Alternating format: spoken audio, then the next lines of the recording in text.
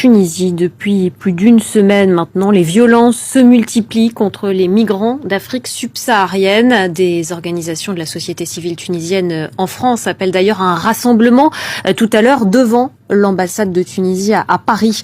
On va en parler avec vous, Charlotte Boitiot. Bonjour, vous êtes journaliste à la rédaction d'Info Migrants. Qu'est-ce qui explique ce déchaînement de violence contre ces migrants subsahariens? Oui, alors on sait que le racisme n'est pas une nouveauté, le racisme anti-noir en Tunisie. Mais clairement, le climat s'est dégradé depuis le discours du président tunisien, mardi 21 février, un discours consacré à la présence justement des migrants sur le sol tunisien.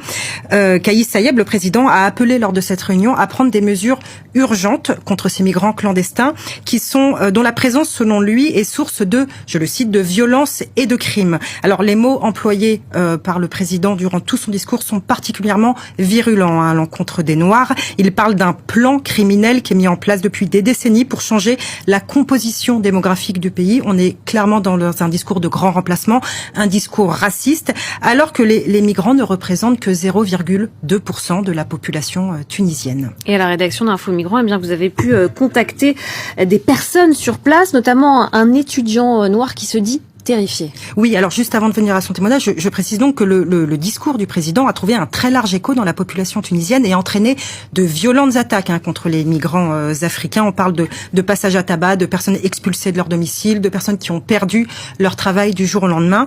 Alors oui, de mon côté, j'ai pu contacter un migrant congolais qui arrivait en Tunisie l'année dernière et clairement, depuis le 21 février, il m'a dit qu'il ne sortait plus de chez lui. Il se confine.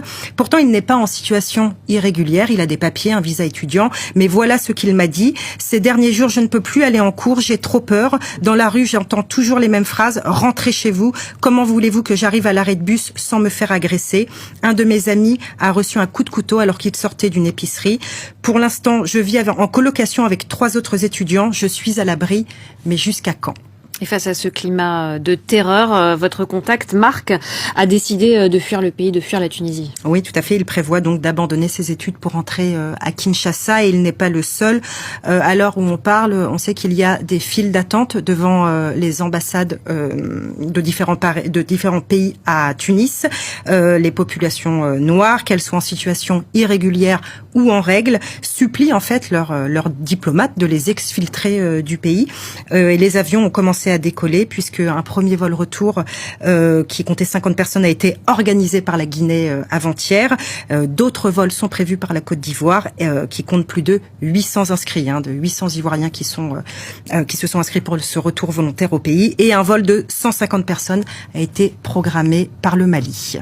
Merci beaucoup Charlotte Boitiot. Voilà ce qu'on pouvait dire sur cette situation en Tunisie. Une équipe d'Info Migrants d'ailleurs prévoit de partir dans les prochains jours sur place et leurs reportages bien sûr seront à retrouver sur votre site infomigrants.fr.